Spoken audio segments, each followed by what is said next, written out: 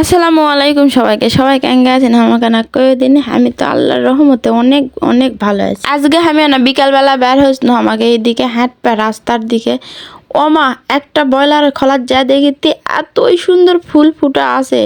এই ফুলটা পুরা গাছ ভরে আছে, মানে এমন সুন্দর লাগিতে দেখতে, বাস্তবে দেখলে তোমরা কবিন কি এই ফোনের তো আনা মিচ্ছে না খারাপ লাগিতে।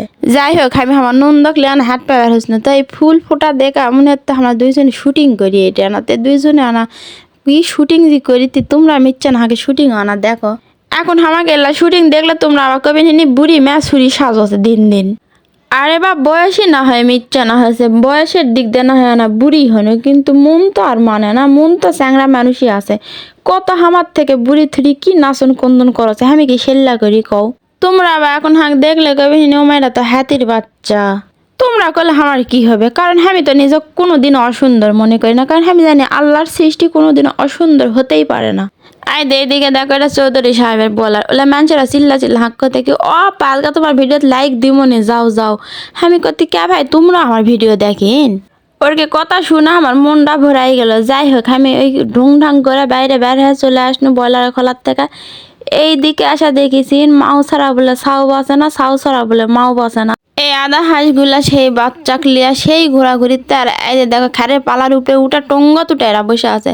তোমাকে এদিকে হাঁসগুলা কি কয় কদিন আমাকে এদিকে তো রাজা হাঁস কয়। থাক বাবা হাঁসের মনে হাঁস খাক আমাকে মনে আমাকে কামত যাইতো। ও মা যাতে যাতে পথে পূর্ণিমা রাতে চাঁদ উঠেছিল গগনে কি বেটা গান ছিল না, সিংকা হয়েছে আমার দশা। অর্ধেক রাস্তা যা দেখে রাম পড়া আছে, আমি ওকে এমন ধাক্কা দিছি ওই পড়া যে হাত মুখ ভেঙা যায় যা হয় হোক আমার দেখার বিষয় নাই গো, কিন্তু আমাকে আম পাওয়াই লাগবে সেটা হলো বড় বিষয়। এবার বুঝাই পারি তিন আমের আটাটা শুয়ে গেছে এই জন্য টুপুস করে পড়ে গেছে গাছের থেকে। ঠেলার নাম বলে বাবাজি এই দে বিলিক গাছত উঠা দেখা আমার মনে হচ্ছে আজকে সত্যি সত্যি নিজের চোখে দেখনু বিলিও গাছত ওঠে। তে বিলি না হয় গাছত ওঠে এটা নয় স্বাভাবিক ব্যাপার, এটা সবাই জানে। তো তুই এত বড় গাছ তুই একটা ফুল দিছু গা, তুই কি বাজা মেয়ে মানুষ হয়েছু, বাজা মেয়ে মানুষ গেলা একটা ফুল দিছু।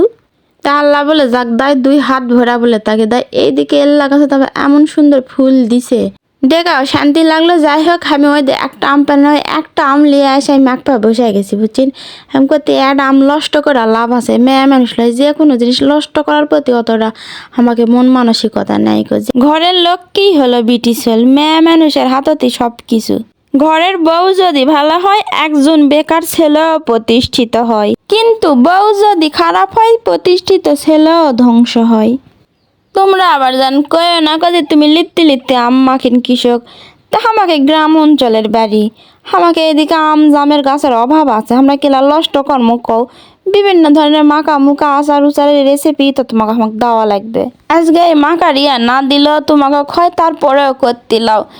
দুটা শুকনা মরিচ লিবিন, তারপরে একটা আমজি, এই জন্য একটু লবণ, তারপরে আমার শাওরের এটা বানানো হতে কার কি চাটনি, এই চাটনিটা সেই টেস্ট আমার শাওরের এটা ব্যারিত বানাই বুঝছেন।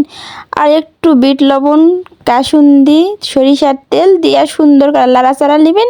আজকে অত হাতের কবজি ভেঙ্গে লাড়া লাগবে না, কি জন্যে আজকে আগে আমি ঝুরি করে থুছি, তো এই জন্যে বেশি শক্তি দেওয়া হবে না। আমাকে এদিকে যে কয় এই মেয়ে তুই ভাত দিমু কি দিমু না, তুই কি আমার মেয়েরও তো বুঝিস না, তে আম্মাকা সদ হবেই কি হবে না, তোমরা কি এই মাকা তো বুঝিতেন না।